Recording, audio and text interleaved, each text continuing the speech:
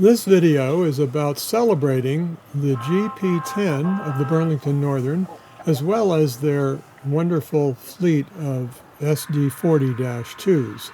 Hi, this is Burr Stewart, and welcome to part 159 of my continuing series of model railroad videos about the Burlington Northern in the early 70s and many other train subjects that hopefully by now you've subscribed to my channel and enjoy.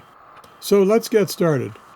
Brian Elchlip rebuilt one of my old Atlas GP7's into a rebuilt GP10 number 1421, and it's showing itself off right here in our Bayside yard, and you can see 1422, which is a very similar unit that he built several years ago.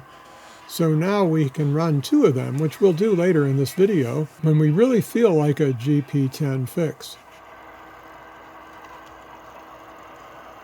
But most of the time, I think he'll probably keep his at his house and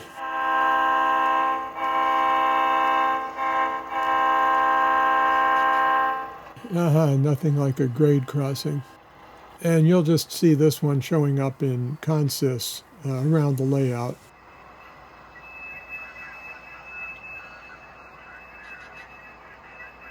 Here it's pulling into the Everett passenger station, and it's going to come right back because all we're doing here is just showing off the engine. The sound is really, really terrific. When the BN remodeled these engines, they added the new 645 series cylinder assemblies and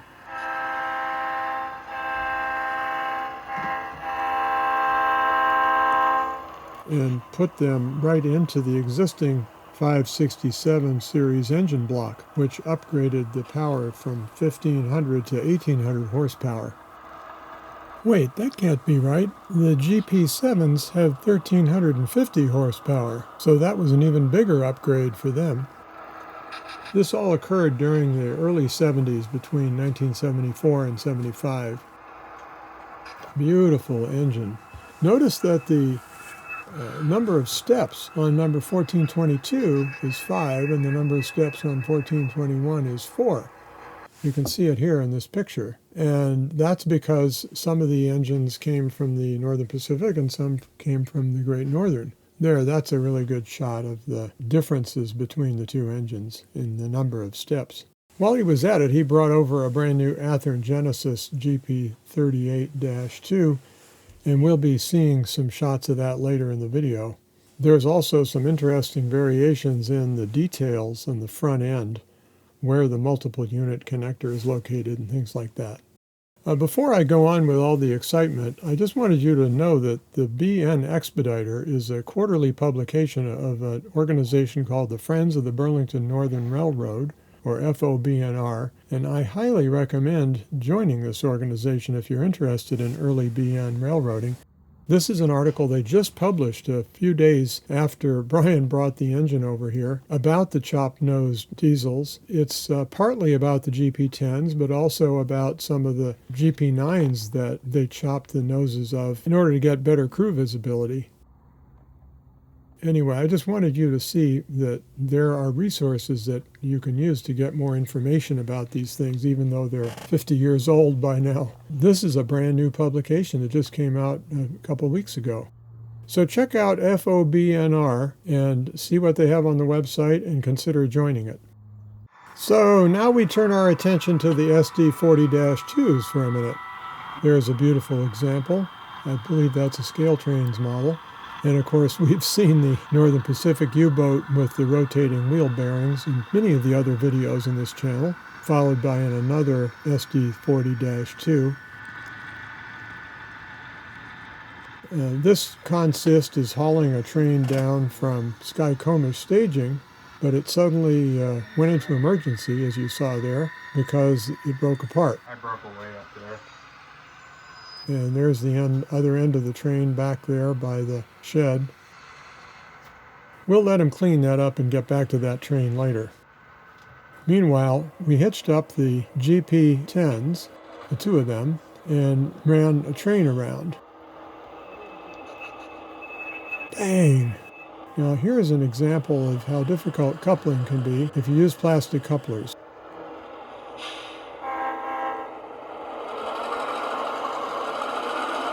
I haven't replaced the couplers in this GP10 yet with metal couplers, and you can see they just don't cooperate too well. That's the second time we've tried to push it in. Bang!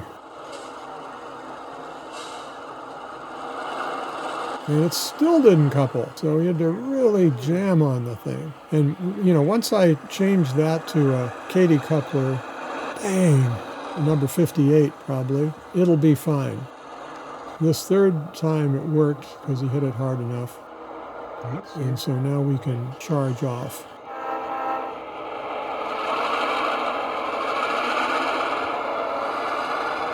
But anyway, one of the most important things you can do when you take in a model locomotive is to put high-quality couplers on it. And it's a little bit of a project, but it's really worth doing if you like to do operations like we do here. There's that Union Pacific GP38-2 looking a lot like the Camas Prairie Railroad, and I believe that the Jeep may be one that was used on the Camas Prairie.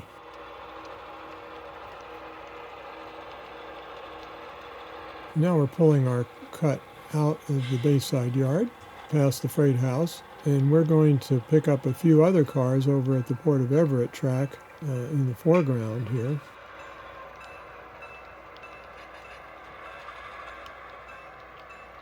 So how many tracks are you adding to your show?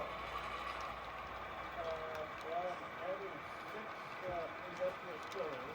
Woo! They're all pretty good. These are typical 70s era cars, some of them even earlier than that. I particularly like the Penn Central and Pennsylvania Railroad gondolas there. You guys buying more cars? On this railroad, they're used to haul aluminum scrap from the Boeing Everett plant back to smelters in Tennessee.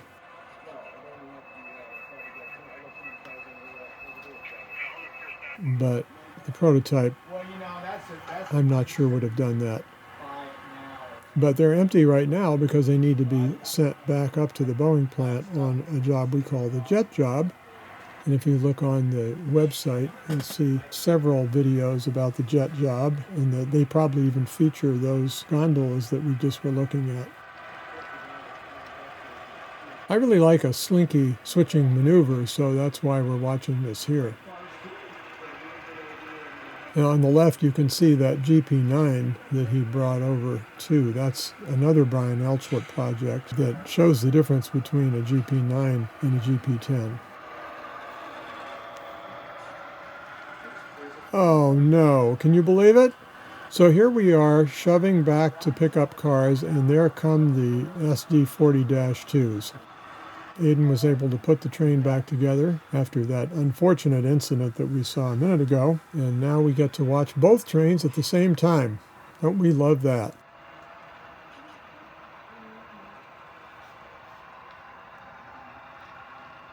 Bang! Oh, sweet. Perfect coupling job.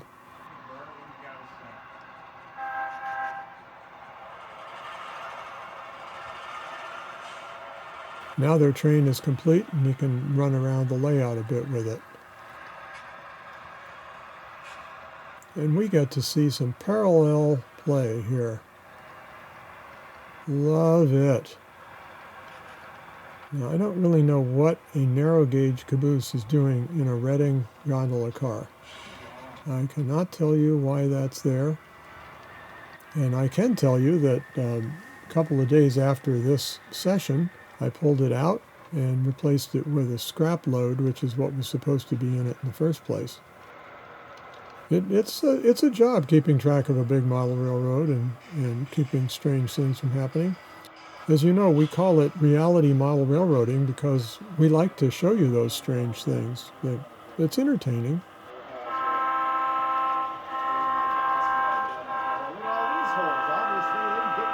Nice, blowing for the grade crossing. I think Brian was operating this train, and he gets all kinds of extra credits for that.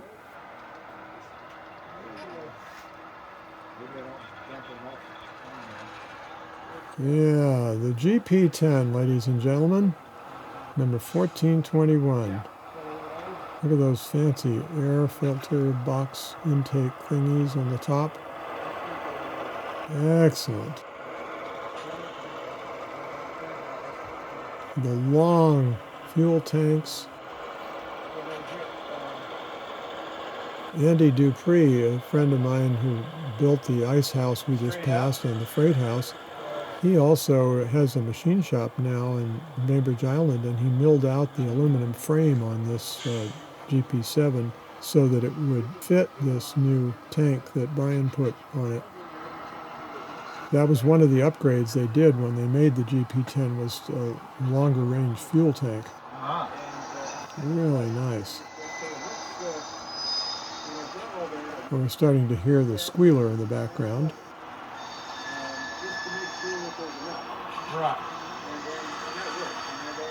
And of course, none of our videos are complete without the squid bridge. I don't know what that mermaid in the blue is doing down there. Another recent addition. I'll have to look into exactly where that came from. I hope you all enjoy this channel. I know I do. Oh dear. That's a nice slinky piece of main line right there, even though it's so close to the other yard. But model railroads are quite a compromise.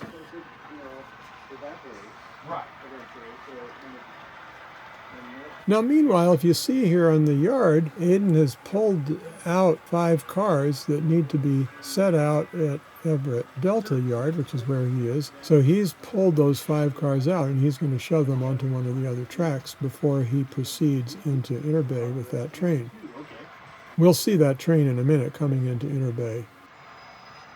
But right now, you can see he stopped to do work here in Delta Yard while we were just enjoying the GP10 train.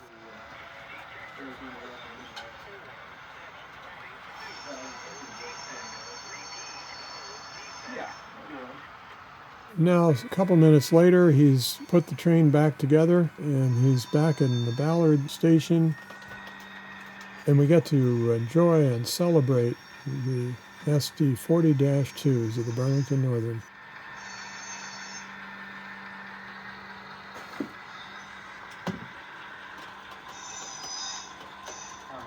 There are a lot of cement hoppers on this train that are coming back from various construction jobs in the Pacific Northwest, and they got the cement from the Lone Star Cement Company that's down in South Seattle, which we'll show you in a different video. We don't have that on today's video.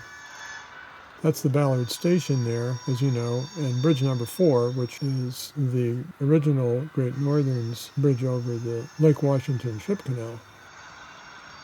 You can see Dave Inger's hat and the Seattle skyline down below there. He's working on the bull rails for the Pier 5 down there in West Seattle, and I'll show you what he's been working on there in a minute with some still photos. I wanted to let you scan this train. Those are some really beautiful wood chip cars there. They're probably going south to paper mills off the layout, because if they were going to the Scott paper mill in Everett, they would have been dropped off already. And if you know what I'm talking about there, you've watched a lot of my other videos and you're familiar with the geography of this region. That one's still an incandescent bit. I'll take care of that.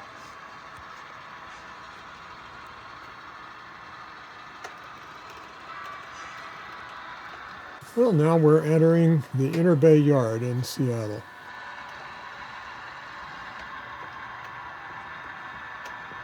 And you'll notice a bunch of cars jammed up in the car repair shed here in the foreground. After this video was taken, I actually spent some time repairing a lot of those cars, so the next time you see it, it'll look a little bit less congested. Each of the cars in there had something wrong with it. Usually it was a coupler that fell off, and you just have to glue the coupler pocket back on. And of course there you see the engine terminal in the background. and we're coming into the yard. We're going to be terminating this train here, so this is one of the arrival tracks that he's on. Talking to yourself? You're talking to that engineer. That's talking to the road guy. Hey, get out of there. That overpass is the Dravis Street overpass, which is a great rail fanning spot. And I really like the looks of that Hooker tank car in the background, as well as this CB&Q SD7. We're using that for switching now because it's got lots of tractor effort, and this is a pretty big yard. I don't know why it flickered there, but I'll show you some more footage of that engine in a minute.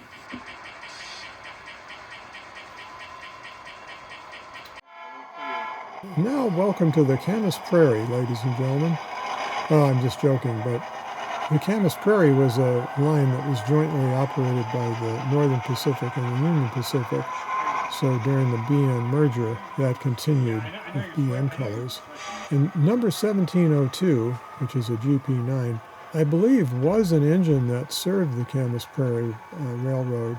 And Union Pacific number 2022 there is actually an engine that was based in Seattle for much of the time, at least of this model.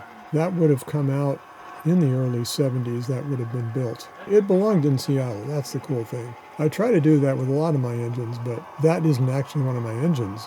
It's one of Brian's engines, but we obviously do a lot of sharing back and forth.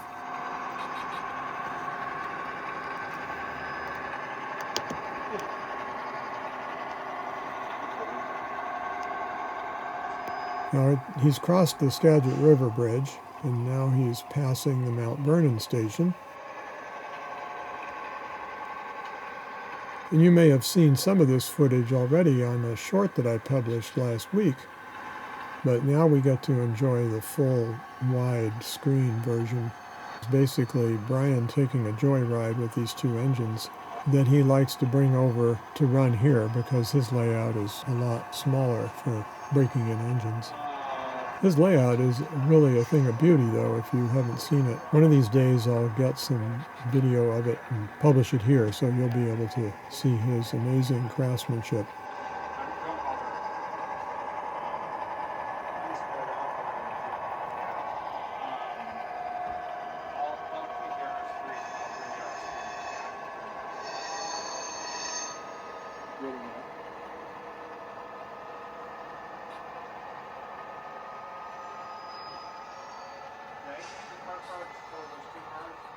So now we're approaching the Delta Y, which is in the north part of Everett, and we're about to go over the Snohomish River Bridge.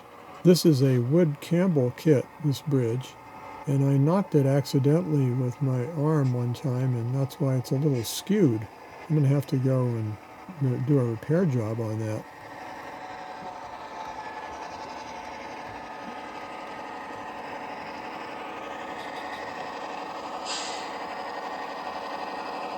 Isn't that nice weathering on the louvers? Anybody know what a louver is? I think that's a French word. Just guessing. So this is the tunnel that leads us into Everett's Bayside Yard. We have a little viewing hole there. And you can see the wires from the squealer, and the caboose went by. And now our caboose hop is coming right in on the main line into Everett's Bayside Yard.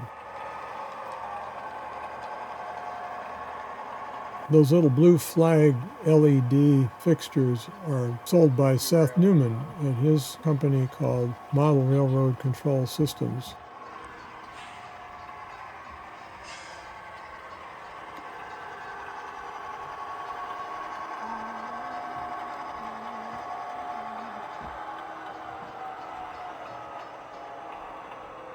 And now we're coming to a stop next to a switch engine. And mainly, I wanted you to be able to compare it to the GP10's in the background.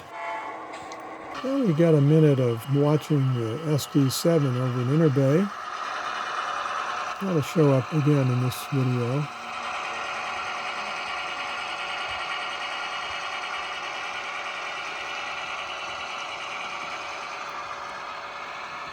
And here's a shot of what Dave Enger has been working on. See the gap there between the water and the pier has what's called a bull rail on it. And here is how he assembled that bull rail with short and long strips of 1/8 inch thick wood that we stained a couple weeks ago.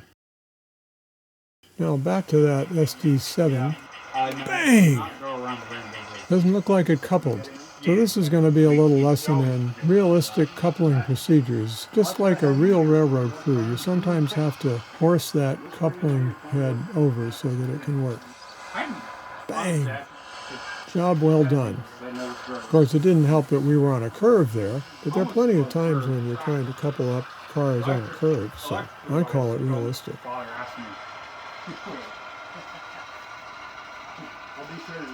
And there is my favorite hooker tank car again on the right, upper right-hand side. I fell in love with that car over at Joe Green's house in Sequim, Washington. And one of these days I'll show you a video of his layout, but I haven't got to that yet.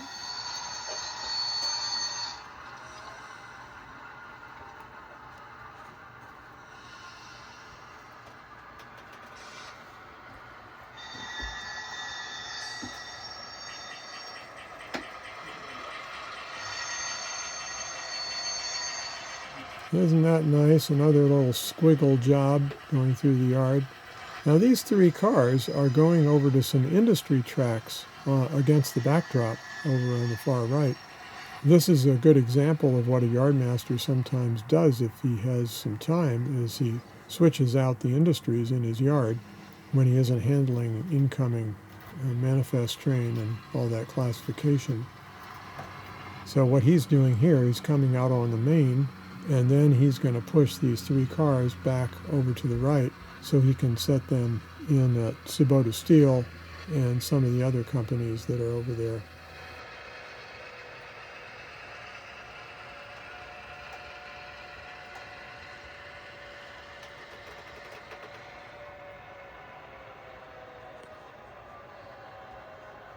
Those RS3s with the Northern Pacific paint are run with a short cab front, so that's why we have them set up like that. You might notice in some earlier shots they were set up the other way, but we fixed that as soon as we realized our mistake.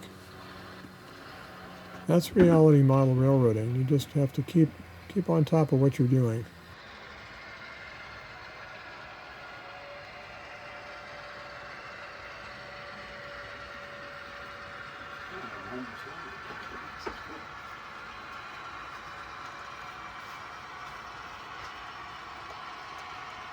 Yep, those are some beautiful engines and cars. And we're enjoying some model railroading.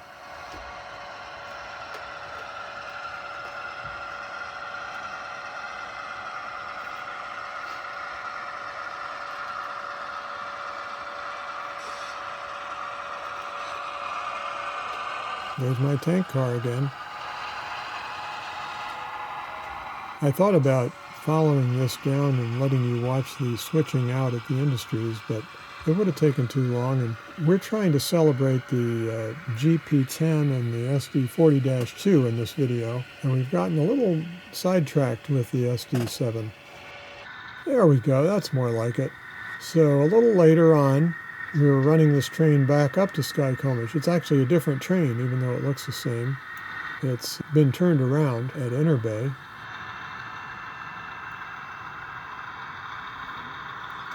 And there's an empty version of that same wood chip car. I think that was 3D printed by Bruce Barney, if I'm not mistaken.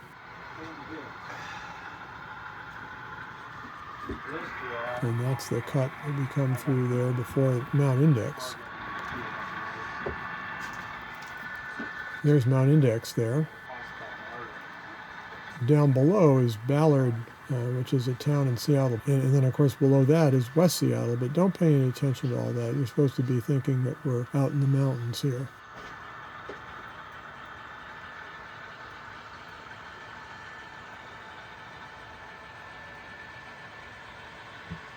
Nice.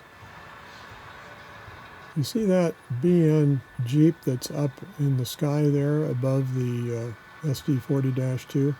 That's the end of the Bellingham staging tracks. A little unfortunate that it ruins the scenic appeal of that area, but on the other hand, I wanted to make the tracks as long as possible, so just another good example of a track planning trade-off that you get involved with.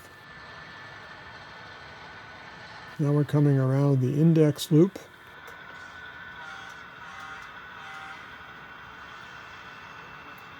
Just like we were before, I just changed the camera angle, and you got to celebrate with me how cool these SD40-2's are. They really became prevalent on the Burlington Northern during the 1970s, and they ran for many years. Some of them, I guess, are still running on various railroads. I don't know if the BNSF is still using them, but it might be.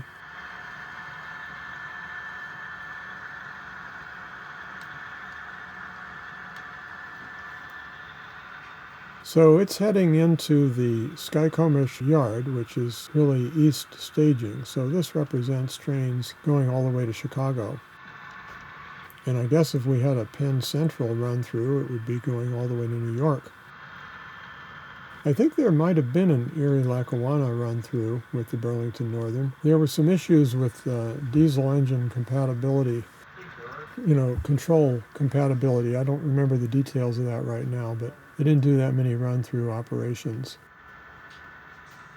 which is too bad for me because I'm sort of a closet Penn Central fan as well, so I'd love to do that. In fact, you know perfectly well that I will do it, and we'll have a Penn Central run-through from New York all the way to Seattle, and we'll all enjoy it, even though it didn't really happen that much in the prototype.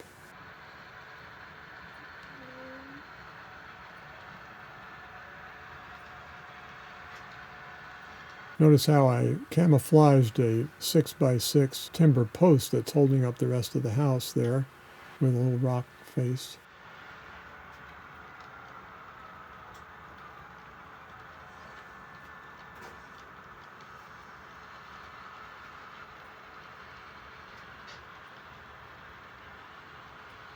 And that little antenna sticking down from the ceiling is one of the repeaters for the NCE wireless control system, the DCC system.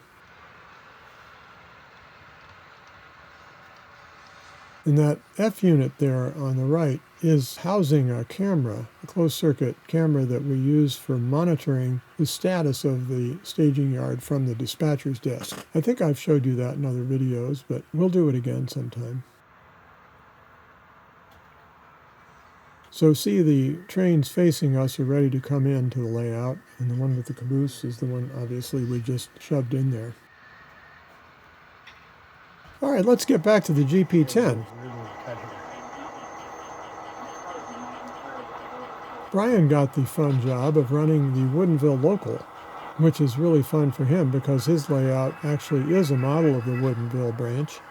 But here we have him switching some cars to make up the Woodinville local.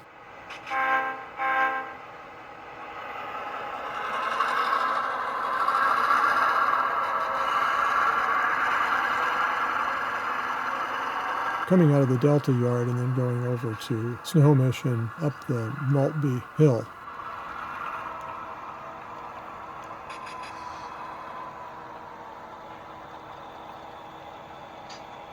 This was the first time we ever tried using a 4-axle diesel for the Woodinville branch local.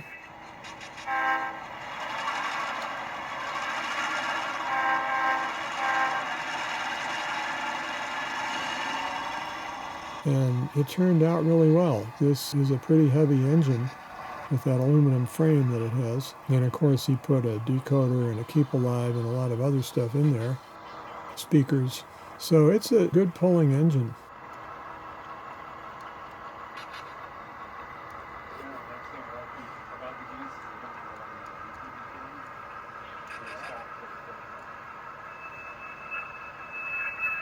I really like tank cars, so I'm enjoying the fact that that orange tank car that he's pulling out, he's about to spot onto the cars that are going to the Woodinville branch.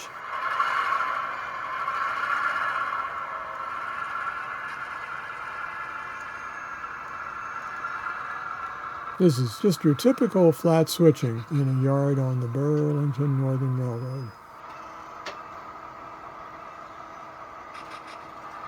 But what's not typical is this GP10. Yeah. Cool, huh? Not everything was classified. I took it over everything. Yeah. I didn't do anything. Switch it out. Yeah, I didn't switch it out. I just wanted it out of my yard. Slough it off to the next yard master. I know Are you thinking the same thing I'm thinking? We have a bang coming up here.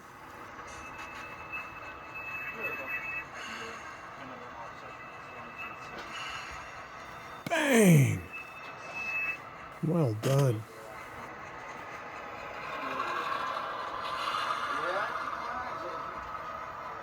I do too. Very nice. The GP10, ladies and gentlemen. It has arrived. It is working beautifully. My mom and I did a really good job. Yeah. Well, while we're enjoying Jeeps, here's a couple of Union Pacific GP9's that I recently picked up, and Brian did some weathering on them. They look really good. And put decoders in them. These are originally Athearn Genesis units from the teens, the 2014 time frame, I think. And they look really good and will be used in our UP transfer runs in the future. Now back to the GP10. I couldn't resist putting it on the turntable and taking it for a spin so you could really zero in on some of the details of it. The air filter is the most obvious spotting feature, but they also put in a new 2,200-gallon fuel tank, the air tanks mounted above the fuel tank, and a bunch of other fancy things.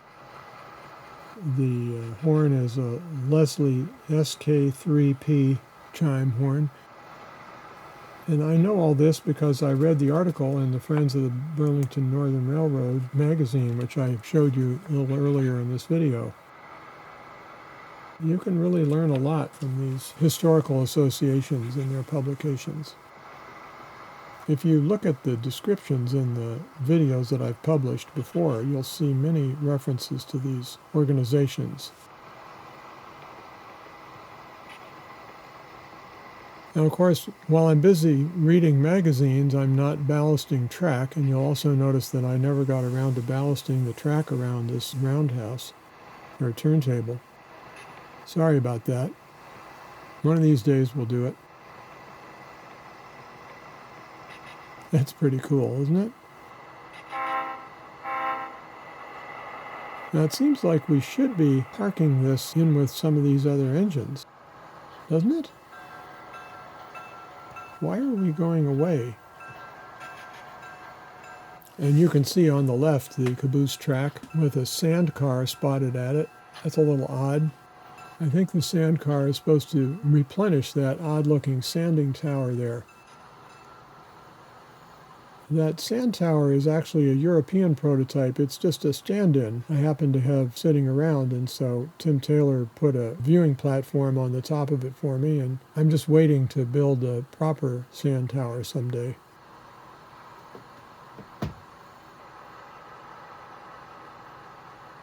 Of course, it would be good for the management to tear down that water tank, but once in a while we run steam engines, so we haven't made the corporate decision to remove that water tank yet. We made a clear track over on the right so that we can park this GP10, and you'll get to watch it one more time rotate around on the turntable. You can see on the very bottom we have a yellow scale test car for our track scales. They're used for making sure the scales are calibrated properly. And you can see in these diesels on the right that we have a good mix of early 1970s paint jobs. The Northern Pacific, the Great Northern. There's a big sky blue wood chip hopper there at Scott Paper on the back. And I meant to mention that the diesel that's behind the GP10 there in the background is a GP9 number 1799, which we use on the jet job because it was outfitted specifically with baffles in the oil sump to make sure that the engine didn't run out of oil when it was climbing the 5.3% grade up to the Boeing airplane factory in Everett. Yeah, I don't want to go that direction. I want to go forward onto this track we cleared. Very good. We're celebrating the GP10, and what better way to celebrate than to put it to bed for another time.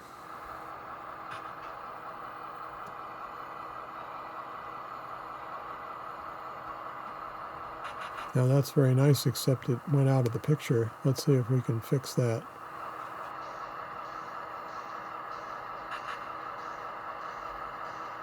There we go. That's a little better.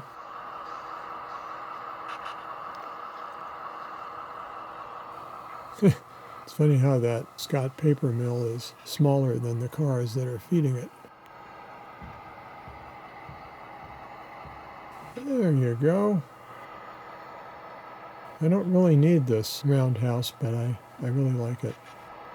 So that brings us to the end of some really fun railroading to celebrate both the GP10 and the SD40-2 and a lot of other miscellaneous updates. And I hope you've enjoyed it. This channel has all kinds of content. I just recently saw a meet between a commuter train and an intermodal train down in Carkeek Park, and I'll be publishing that in a few days. So we have real trains, we have model trains here on the HO scale Burlington Northern, and I like to visit other people's layouts, and sometimes I'm publishing videos about them, which you can see in one of the sections of the channel.